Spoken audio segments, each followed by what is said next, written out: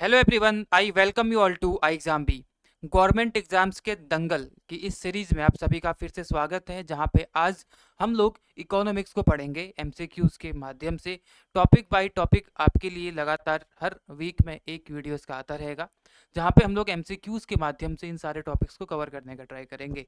जैसे कि आप सभी को पता है, आई एग्जाम बी के इस प्लेटफॉर्म एसएससीबी ने एक इनिशिएटिव लिया है जिसका नाम है गवर्नमेंट एग्जाम्स का दंगल। इसमें आने वाले साल में, आने वाले कुछ 4-5 महीनों के बाद जितने भी आपके एग्जाम्स रहेंगे, चाहे वो एसएससी के हों, डिफेंस के हों, रेलवेज, आईबी, अदर्स, मतलब आपके कोई से भी एग्जाम्स रहे जहाँ पे आपको कॉमन सिलेबस देखने के लिए मिलता है, वहाँ पे आपको ये सीरीज़ ज़रूर हेल्पफुल साबित होने वाली है। जिसमें हम लोग डेली 2 सेशंस करते हैं, एक सुबह 11 बजे और एक शाम को 5 बजे। जो 11 बजे का सेशन रहता है, वो हमारा जो 11 बजे का स्लॉट है डेडिकेटेड है स्पेशली जनरल अवेयरनेस के लिए, और 5 बजे का सेशन जो स्लॉट है हमारा, ये डेडिकेटेड है हमारा क्वांट रीजनिंग और इंग्लिश के लिए है। ठीक है, तो जनरल अवेयरनेस में डेली हम लोग एक एक सब्जेक्ट लेते हैं, जहाँ पे history, polity, geography, static GK, computer, economics जो कि आज है, उसके बाद करंट अफेयर्स। मोस्टली सारे सेशंस लाइव लिए जाते हैं, लेकिन कुछ कुछ इसके रिकॉर्डेड फॉर्म में हो सकते हैं, जो कि जिस दिन छुट्टी रहेगी वो वाले दिन। ओके, चलिए आओ मिलकर तैयारी शुरू करते हैं गवर्नमेंट एग्जाम्स के इस दंगल की, और आज के हमारे इस सेशन को स्टार्ट करते हैं, जहाँ पे हम लोग इकोनॉमिक्स को पढ़ेंगे। ओके, चलिए। इकोनॉमिक्स, जैसे कि आपने टाइटल देख ही लिया होगा हमारा, यहाँ पे हम लोग जनरल इंट्रोडक्शन और उससे रिलेटेड कुछ क्वेश्चंस को देखेंगे कि वहाँ से क्या क्या क्वेश्चन आपके लिए बन सकते हैं, और इन क्वेश्चंस के माध्यम से मैं आपको बताने का ट्राई करूँगा कि कौन कौन से इंपॉर्टेंट फैक्ट्स यहाँ से हम लोग सीख सकते हैं। पहला क्वेश्चन आपके सामने यहाँ पे लिखा हुआ है, आपको जैसे इसका आंसर मालूम चलेगा आप तुरंत कमेंट सेक्शन में टाइप कर देंगे। ठीक है, लाइव चैट चल रही होगी, वहाँ पे भी आप लिख सकते हैं। Which of the following statements best defines economics? इनमें से कौन सा स्टेटमेंट है वो इकोनॉमिक्स को सबसे अच्छे तरीके से डिफाइन या परिभाषित करता है, अर्थशास्त्र को? The study of how individuals manage their personal finances, इस बात का अध्ययन कि व्यक्ति अपनी व्यक्तिगत वित्त का प्रबंधन कैसे करते हैं। Second statement is the study of how societies allocate scarce resources to fulfil unlimited once wants, इस बात का अध्ययन कि समाज असीमित इच्छाओं को पूरा करने के लिए दुर्लभ संसाधनों को कैसे आवंटित करते हैं। Third is the study of how businesses determine their profit margins, ये एक ऐसा अध्ययन है जिसमें व्यवसाय अपने लाभ मार्जिन को कैसे निर्धारित करते हैं, हमको ये डिफाइन करना होता है। या फिर fourth statement is the study of how governments regulate financial markets, ये एक ऐसा अध्ययन है जिसमें जो सरकारें हैं वित्तीय बाजारों को कैसे नियंत्रित करती हैं, इसके बारे में पढ़ा जाता है। तो इस इन चारों में से कौन सा स्टेटमेंट ठीक है, आप सभी को बताना है। ठीक है, सबसे पहले मैं यहाँ पे छोटी सी जानकारी आपको दे देता हूँ। अ, जैसे कि आप सभी को पता है, इस दुनिया में बहुत सारे लोग हैं और हर व्यक्ति की अपनी अपनी अपनी अपनी कुछ इच्छाएं होती है और उसकी अपनी अपनी कुछ डिमांड्स होती है। अब उन सभी डिमांड्स को पूरा करना होता है, लेकिन आप सभी को पता है किसी एक व्यक्ति के मन में कोई भी डिमांड आ सकती है, वो किसी भी चीज़ की इच्छा कर सकता है, उसको कोई भी चीज़ ज़रूरी चाहिए हो सकती है। लेकिन नेचर में जो रिसोर्सेज हैं उसकी डिमांड को पूरा करने के लिए वो अनलिमिटेड नहीं है, बल्कि वो लिमिटेड होते हैं। तो जो व्यक्ति की डिमांड है, वो डिमांड हमेशा असीमित होती है, अनलिमिटेड होती है, लेकिन उसको पूरा करने के लिए रिसोर्सेज हमेशा कम होते हैं। तो यहीं पे ज़रूरत पड़ती है इन रिसोर्सेज को एलोकेट करने की। क्यों ज़रूरत पड़ती है? क्योंकि मान लो ये ए व्यक्ति है, ये बी है, ये सी है, ये डी है। ठीक है, इन चारों को यहाँ पे 250 ईच, यानी कि 250 रुपीज़ ईच इनको ज़रूरत है। ठीक है, लेकिन हमारे पास जो रुपए हैं वो कितने हैं? हमारे पास केवल 800 रुपये हैं। अब यहाँ पे जो 800 रुपये हैं ये रिसोर्सेज है, और ये इनकी डिमांड है 250 रुपये। तो क्या ये 800 रुपये इनको सेटिस्फाई कर सकते हैं? नहीं, क्योंकि ये लिमिटेड है, इनकी डिमांड्स यहाँ पे लिमिटेड रिसोर्सेज से ज़्यादा है। तो हमें क्या करना पड़ेगा कि इन 800 रुपये को कुछ इस तरीके से डिवाइड करना पड़ेगा कि कम से कम ये अपनी प्रायोरिटीज़ को सेट कर लें, और जो भी इनकी प्रायोरिटी है उसको ये निभा सकें अच्छे तरीके से। तो हमें क्या करना पड़ेगा, 200-200 रुपये इन सभी को देने पड़ेंगे। जहाँ पे इन सभी को 250-250 रुपये चाहिए थे, वहाँ पे 200-200 रुपये से इनको काम चलाना पड़ेगा। तो इसीलिए इनको क्या करना पड़ा, यहाँ पे आवंटित करना पड़ा। तो यही जो पूरा का पूरा सिस्टम आपको यहाँ पे दिखा, इस सिस्टम को ही हम लोग क्या बोलते हैं, इकोनॉमिक्स बोलते हैं, ताकि सारी चीज़ें एक बैलेंस्ड वे में चलती रहें, डिमांड और सप्लाई एक बैलेंस्ड वे में चलती रहे, इसीलिए। और यही स्टेटमेंट आपकी स्टेटमेंट नंबर सेकंड में आई थिंक लिखा रहेगा, the study of how societies allocate scarce resources, यानी कि ऐसे रिसोर्सेज जो कम है, टू फुलफिल अनलिमिटेड वांट्स। ठीक है, तो इसका आंसर क्या हो जाएगा? आपका ऑप्शन नंबर बी हो जाएगा। ठीक है, चलिए आगे बढ़ते हैं। Which of the following is an example of revenue? इन चारों में से रेवेन्यू का एग्जाम्पल क्या है? रेवेन्यू और एक्सपेंडिचर दो टर्म्स होती हैं, आपको बताना है कि क्या है। सबसे पहला, a companies expenses on purchasing new materials, नए नए मटेरियल्स तो खरीदने पर एक कंपनी का जो खर्च होता है, क्या उसको हम लोग रेवेन्यू बोलेंगे। Second is the wages paid to employees, employees को जो वेज उनकी तनख्वाह एक तरीके से दी जाती है, क्या उसको हम लोग रेवेन्यू बोलेंगे। थर्ड इज उत्पादों को बेचने से उत्पन्न बिक्री आय, sales income generated from selling products, products को बेचने के बाद जो आपके पास पैसा आया, क्या उसको इनकम बोलेंगे। या interest paid on a loan, किसी लोन पे अगर आपने कोई इंटरेस्ट आप पे था, आपने उसको पे किया, तो उसको हम लोग क्या इनकम बोलेंगे, रेवेन्यू बोलेंगे, आपको बताना है। तो रेवेन्यू किसको बोलेंगे? सबसे पहली बात रेवेन्यू को ही जान लेते हैं, चलो। रेवेन्यू क्या होता है? देखिए, इकोनॉमिक्स की टर्म्स हम लोग बात कर रहे हैं यहाँ पे। तो रेवेन्यू होता है, रेवेन्यू बेसिकली क्या होता है, जब आपके पास पैसा आता है, ठीक है। आंसर आपको मालूम चल गया होगा इनको पढ़ करके, बहुत इजी आंसर है। मैं रेवेन्यू को यहाँ पे आपके लिए बताने के लिए आगे बढ़ता हूँ, ठीक है। तो रेवेन्यू देखिए, रेवेन्यू आप कैसे कर सकते हो? रेवेन्यू करने के दो तरीके आपके दिमाग में आएंगे। पहला तरीका क्या हो सकता है कि पहला तरीका ये कि आप कहीं से लोन ले लो, आपका दोस्त है, आपने वहां से उधार ले लिया, ठीक है, तो वो क्या हो गया, एक रेवेन्यू, क्योंकि आपके जेब में क्या आ गए, पैसे आ गए। सेकंड इज कि आपके पास कोई वस्तु पड़ी है और आप उस वस्तु को बेच दो, ठीक है। कोई वस्तु, मान लो आपके पास फोन है और आपने उस फोन को बेच दिया। आपके पास लैपटॉप है, आपने उस लैपटॉप को बेच दिया, बेचने से क्या हुआ, आपके पास पैसे आ गए, ठीक है। तो उस वस्तु को हम लोग क्या बोलेंगे, एसेट बोलते हैं इसकी भाषा में, इकोनॉमिक्स की भाषा में क्या बोलेंगे, एसेट्स। एसेट्स कोई भी ऐसी चीज जिसको मार्केट में बेच करके पैसा कमाया जा सकता है, उसको हम लोग क्या बोलते हैं, एसेट बोलते हैं। तो दो तरीके हो गए पैसे कमाने के। तो इन्हीं दोनों के आधार पर रेवेन्यू को दो पार्ट्स में डिवाइड किया जाता है। मैंने छोटे लेवल पे आपको बताया, लेकिन ये देश के संदर्भ में मैक्रो लेवल पे भी इन दोनों पे ही बेस्ड रहता है। इसके आधार पर रेवेन्यू जो होता है आपका दो तरीके का हो सकता है। जो आपकी इनकम है, बेसिकली इनकम दो तरीके की हो सकती है। एक आपकी रहेगी रेवेन्यू, पहले यहाँ पे मैं रेवेन्यू की जगह इनकम लिख देता हूँ, ठीक है। इनकम, ये हम बेसिकली इनकम की बात कर रहे थे। तो इनकम दो तरीके की, एक आपकी रेवेन्यू इनकम रहेगी और एक आपकी कैपिटल इनकम रहेगी, ठीक है। इस इन दो तरीकों के आधार पे आपके दो तरीके की आपको इनकम देखने के लिए मिलेगी, एक रेवेन्यू और एक कैपिटल इनकम देखने के लिए मिलेगी। अब रेवेन्यू क्या होती है और कैपिटल इनकम क्या होती है, इसको मैं आगे मैंने एक क्वेश्चन फ्रेम किया हुआ है, वहाँ पे आपको बताऊंगा। फिलहाल आप ये समझिए कि आपको इन दो तरीकों से ही इनकम हो सकती है।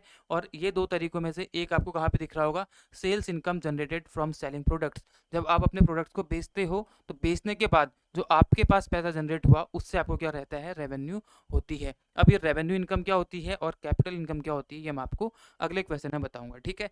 बाकी सारा का सारा जो है, आप किसी को वेजेस दोगे तो आपका खर्चा होगा, क्योंकि आपको उसको वेज देनी है, तो ये एक्सपेंडिचर है, ये भी एक्सपेंडिचर है। और इंटरेस्ट भी आप पे करोगे, तो इंटरेस्ट पे करना मतलब एक्सपेंडिचर हो गया, ठीक है, ये भी एक एक्सपेंडिचर हो जाएगा। इसको याद रखना, ये मैं भी आपको आगे वाले क्वेश्चन में बताऊंगा, ठीक है। हम लोग आगे बढ़ते हैं।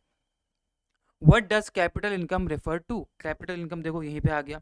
इनमें से कैपिटल इनकम किसको बोलते हैं, आपको बताना है। पहला, निवेश और वित्तीय परिसंपत्तियों से उत्पन्न आय, यानी कि income generated from investment and financial assets. Income earn from labour और एम्प्लॉयमेंट, ऐसी आय जो आपने श्रम या रोजगार से अर्जित करी है। इनकम रिसीव्ड एज गिफ्ट्स और इनहेरिटेंसेस, एक ऐसी इनकम जो आपको उपहार या विरासत के रूप में प्राप्त हुई है। या फिर income generated from renting out properties, आपने कोई प्रॉपर्टी को किराए पे दिया, वहां से जो आपको पैसे मिले, that is your income, capital income. क्या ये होता है, आपको बताना है। देखिए, मैंने बताया आपको, इनकम जो आपकी आय होती है दो पार्ट्स में डिवाइड हो जाती है। एक आपकी रेवेन्यू इनकम होती है, एक आपकी कैपिटल इनकम होती है। यहाँ पे क्वेश्चन पूछा गया है कैपिटल इनकम के बारे में, क्या होती है कैपिटल इनकम। मैंने आपको बताया दो तरीके से इनकम कर सकते हैं, या तो आप लोन लोगे या फिर आप अपने किसी ना किसी एसेट को बेचोगे, एसेट को बेचोगे, ठीक है, एसेट बेचना, इससे इनकम हो सकती है। इसके आधार पे दो पार्ट्स में डिवाइड हो गई। अब देखो, लोन, जैसे आपने लोन लिया तो आपके पास पैसे आए, लेकिन उसके साथ साथ एक आपके ऊपर बर्डन आ गया कि आपको भविष्य में जाके ये पैसे चुकाने हैं, ठीक है। आपके ऊपर एक बर्डन आ जाएगा, यानी कि उसको लाइबिलिटी बोलेंगे। तो जब जब आप लोन से इनकम करोगे तो आपके ऊपर क्या आएगी, साथ साथ लाइबिलिटी आ जाएगी, क्योंकि आपको भविष्य में जा करके ये पैसे चुकाने भी पड़ेंगे, ज़्यादा देना पड़ेगा, क्योंकि वहाँ पे इंटरेस्ट भी लग जाएगा। तो लोन में क्या आती है, लाइबिलिटी आ जाती है हमेशा। और एसेट जब भी बेचते हैं तो आपके एसेट्स में कमी हो जाती है। यहाँ से आपको पैसे मिलेंगे लेकिन आपके एसेट्स क्या हो जाएंगे, कम हो जाएंगे, क्योंकि आप उनको बेच रहे हो। ठीक है, तो इकोनॉमिक्स के टर्म्स में क्या बोलेंगे, पहले वाले पॉइंट को हम लोग फाइनेंशियल लाइबिलिटी बोलेंगे। ठीक है, लोन लिया तो फाइनेंशियल लाइबिलिटी आपके ऊपर आ गई, क्योंकि आपको भविष्य में जाके वो पैसा चुकाना है, फाइनेंशियल लाइबिलिटी, और यहाँ पे आपने एसेट को बेच दिया है। ठीक है, तो चलो, रेवेन्यू इनकम क्या होती है, एक ऐसी इनकम, देखो इन दोनों में से एक ना एक चीज होनी चाहिए। ठीक है, तभी आपकी इनकम हो रही होगी। लेकिन क्या हो, गवर्नमेंट, या फिर आपको हटा के अब यहाँ पे गवर्नमेंट को कर लेते हैं। ठीक है, गवर्नमेंट एक ऐसी इनकम करे, जब वो ऐसी इनकम करे कि वो वाली इनकम करने के बाद भी उसके ऊपर कोई भी फाइनेंशियल लाइबिलिटी ना हो और ना ही उसके एसेट्स कम हो।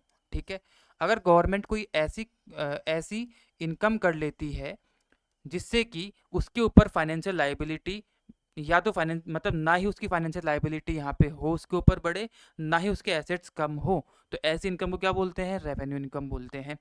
यहीं पे दूसरी तरफ गवर्नमेंट अगर ऐसी इनकम करे जिसको करने के बाद या तो उसकी फाइनेंशियल लाइबिलिटी बढ़ जाए यानी कि देनदारी बढ़ जाए, या फिर उसके एसेट्स क्या हो जाए, कम हो जाए, या फिर एसेट्स क्या हो जाए, कम हो जाए, इन दोनों में से एक भी चीज़ होगी तो हम उसको क्या बोलेंगे, कैपिटल इनकम बोलेंगे।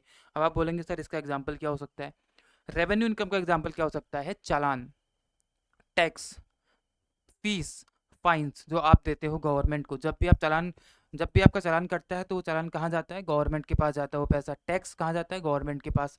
अब आप बताओ, जैसे आपने वो टैक्स का पैसा गवर्नमेंट को पे किया, क्या उसके बदले गवर्नमेंट के ऊपर कोई जिम्मेदारी है कि आपको भविष्य में उसको रिटर्न देना है, नहीं, तो फाइनेंशियल लाइबिलिटी उनके ऊपर नहीं है।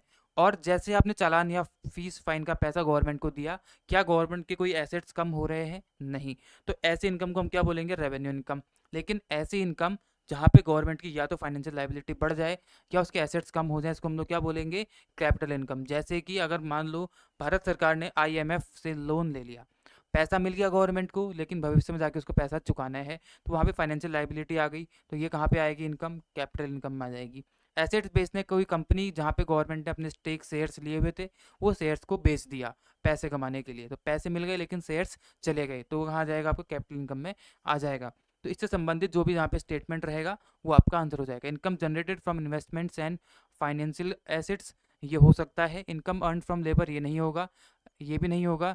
जनरेटेड फ्रॉम रेंटिंग, ये भी नहीं। तो पहला आंसर इसका हो जाएगा, एक ऐसी इनकम जो उसको इन्वेस्टमेंट्स और फाइनेंशियल एसेट्स की मदद से मिल रही है, that is capital income, answer हो जाएगा। ठीक है, पहला आंसर। अगला question, who is the author of the book the wealth of nation, economics के लिए जो बुक मानी जाती है that is the wealth of nation.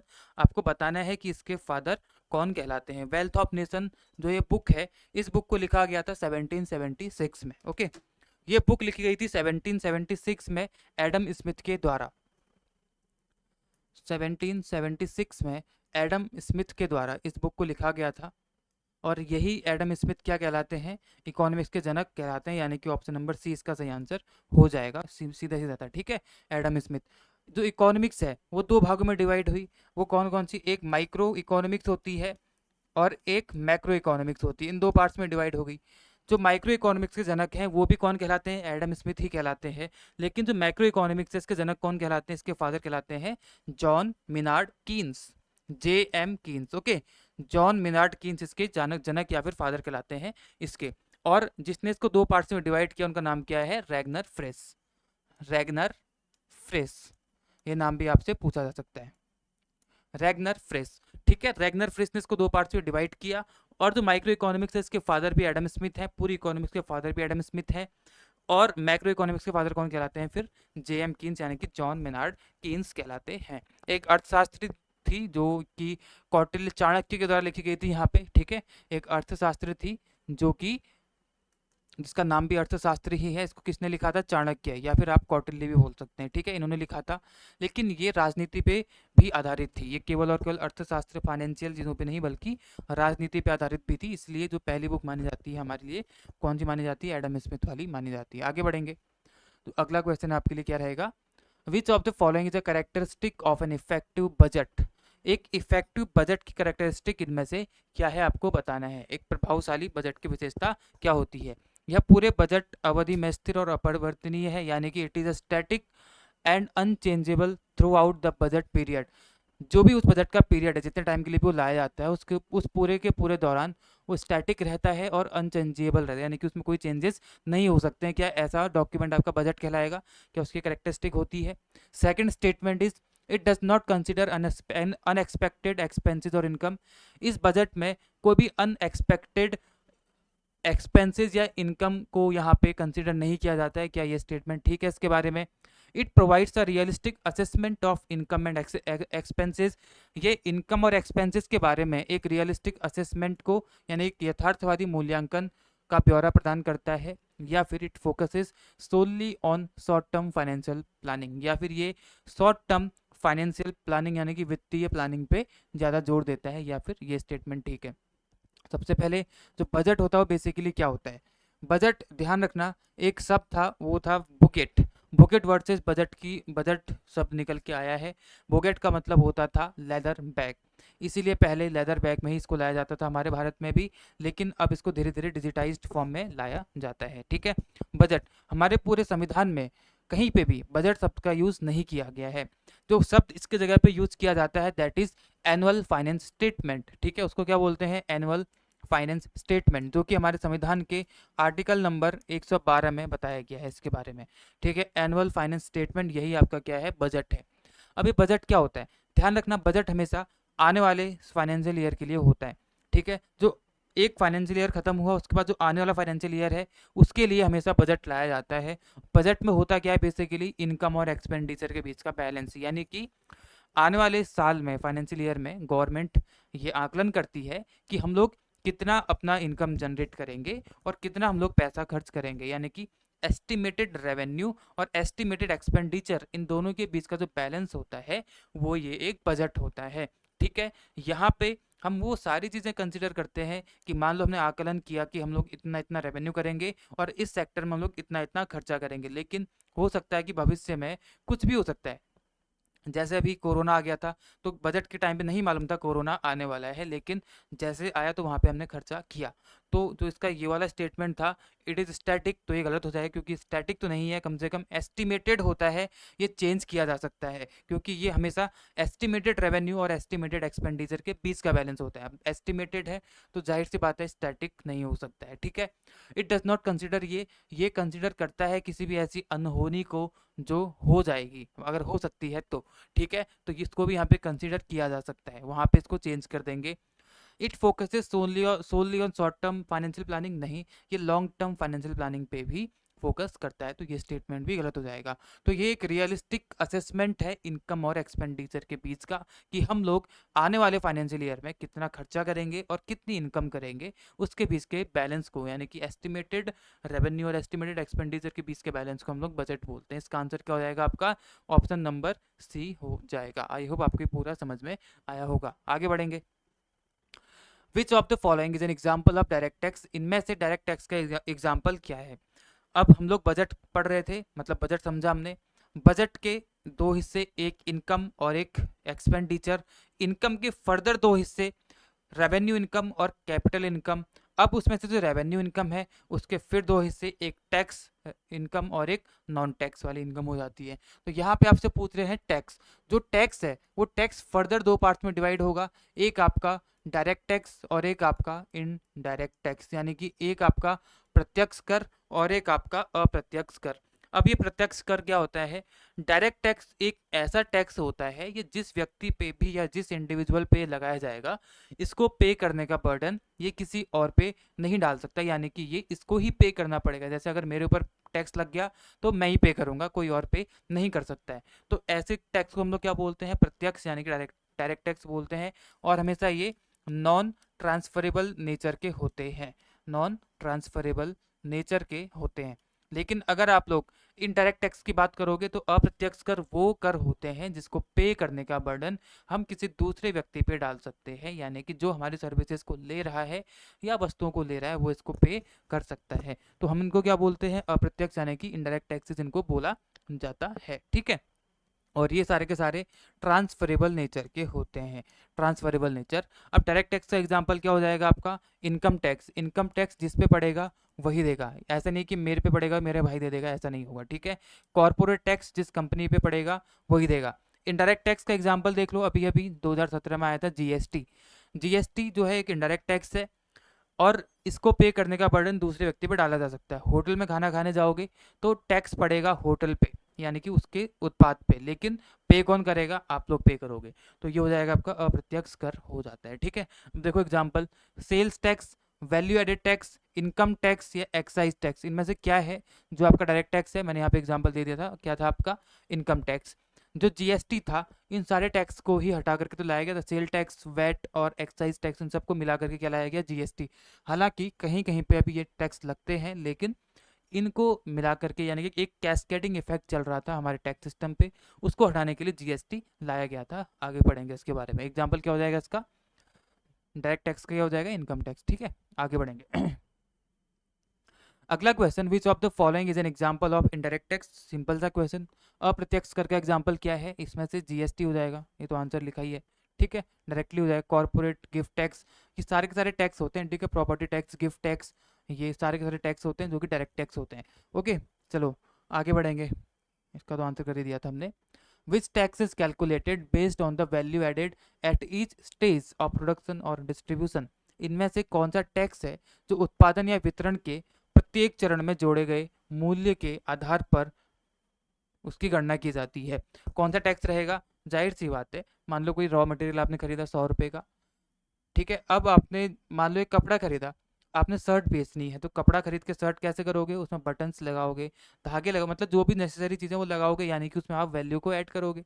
यहाँ पे आपने वैल्यू ऐड करी 50 रुपए की इस पे, ठीक है। 50 की वैल्यू ऐड करी तो 150 हो गया। अब इस 150 पे भी टैक्स पड़ेगा क्योंकि आपने उसमें वैल्यू ऐड करी है, तो इसको हम लोग क्या बोलेंगे? Value added tax. मान लो 50 पड़ा तो ये कितना हो गया आपका? 200 हो गया, ठीक है। यानी कि आपने रॉ मटेरियल ये खरीदा, इस आपने अपने फाइनल प्रोडक्ट तक पहुंचने के लिए इसने वैल्यू को ऐड किया और उस पर आप पे एक टैक्स पड़ गया, वैल्यू ऐड करने पे टैक्स पड़ गया, that is known as value added tax, यानी कि वैट। यही ये पूछ रहा है कि हर स्टेज पे आप जितने जितने वैल्यू को ऐड करते चलोगे, मान लो इसके बाद आपने फिर एक वैल्यू ऐड करी, तो वहां पे भी आप पे टैक्स पड़ेगा, वैट। तो उत्पादन के प्रत्येक चरण में जो भी आप वैल्यू ऐड कर रहे हो उस पर जो टैक्स पड़ेगा that is known as VAT, value addition tax, tax. Okay, चलिए आगे बढ़ते हैं, तो सिंपल सा था। Which of the following is an example of non taxable income? इनमें से कौन सा एक एग्जाम्पल है नॉन टैक्सेबल इनकम का? सबसे पहला option, rental income, dividend income, gift received from a family member और सैलरी इनकम। नॉन टैक्सेबल, सबसे पहले देखते हैं नॉन टैक्स होता क्या है, ठीक है। अभी मैंने बताया था कि जो आपकी इनकम होती है वो दो तरीके से हो सकती है, एक रेवेन्यू और एक कैपिटल। रेवेन्यू को फर्दर डिवाइड करते हैं जब हम लोग, तो आगे बढ़ते हैं टैक्स इनकम और नॉन टैक्स पे, ठीक है। टैक्स और नॉन टैक्स पे, तो यहाँ पे टैक्स तो वो रहेगा जो गवर्नमेंट अपने सेवाओं या वस्तुओं के बदले आपसे एक हिस्सा उसका ले रही है, ठीक है, उस पर टैक्स पड़ जाएगा। लेकिन नॉन टैक्स क्या रहेगा? नॉन टैक्स का मतलब बिल्कुल भी टैक्स का ना होना नहीं होता है, ठीक है। नॉन टैक्स मतलब टैक्स का ना होना नहीं होता है, बल्कि इस टैक्स के अलावा जो पैसा लिया जाएगा दैट इज नॉन टैक्स, ठीक है। इस टैक्स के अलावा जो पैसा लिया जाएगा आपसे दैट इज नॉन टैक्स, ठीक है। तो ये आपके नॉन टैक्स में, जैसे आपके फीस फाइन्स हो गए, फीस फाइन्स को टैक्स नहीं है, लेकिन वो आपके आपसे लिया जाता है, तो आपके किस में आ सकते हैं? नॉन टैक्स में आ सकते हैं, ठीक है। तो इनमें से क्या रहेगा? देखो, gift receive from a family member. देखो अभी मैंने आपको क्या बताया था, गिफ्ट टैक्स होता है एक पीछे, ठीक है, वहां पे आपको टैक्स लगाया जाता है, तो वो आपका टैक्स नहीं रहता है, वो नॉन टैक्स रहता है, लेकिन आपसे वो पैसा लिया जाएगा और वो आपके इनकम टैक्स पे ही काउंट करते हैं बेसिकली। मान लो आपको कोई गिफ्ट दिया गया, ठीक है, आपको कोई गिफ्ट दिया गया, उस गिफ्ट पे क्या हुआ? टैक्स लगेगा आप पे, ठीक है। इस गिफ्ट पे टैक्स लगेगा, लेकिन यहाँ पे कुछ एग्जाम्पशंस होते हैं जिस पे टैक्स नहीं लग सकता है। पहली बात, अगर ये गिफ्ट आपको किसी चैरिटेबल ट्रस्ट ने दिया है, या फिर आपने वो गिफ्ट किसी चैरिटेबल ट्रस्ट को दिया है, तो वहाँ पे टैक्स नहीं पड़ेगा। या फिर आपकी शादी हो रही है और शादी के टाइम पे फैमिली मेंबर्स आपको टैक्स देंगे, तो वहाँ पे आपको टैक्स नहीं पड़ेगा, तो वहाँ पे क्या बन जाएगा? ये नॉन टैक्सेबल इनकम में आ जाएगा, ठीक है। वहाँ पे जो गिफ्ट टैक्स था आपका, वो गिफ्ट टैक्स आपका नॉन टैक्सेबल वाले आइटम में आ जाएगा, क्योंकि ये आपको गिफ्ट कहाँ से मिला है? फैमिली मेंबर से मिला है। अगर किसी और से मिला रहता तो आपको वहाँ पे टैक्स देना पड़ता था, वो गिफ्ट टैक्स कहलाता आपका, ठीक है। और टैक्स, नॉन टैक्स क्या होता है? टैक्स जहाँ पे तो टैक्स पड़ेगा आपको सर्विसेज के बदले। नॉन टैक्स मतलब टैक्स का ना होना नहीं होता है, बल्कि टैक्स के अलावा अन्य तरीकों से पैसे अगर आपसे लिए जाते हैं गवर्नमेंट के द्वारा, that is non tax. Okay, चलिए आगे बढ़ेंगे। What type of income is generated from selling a valuable antique collection?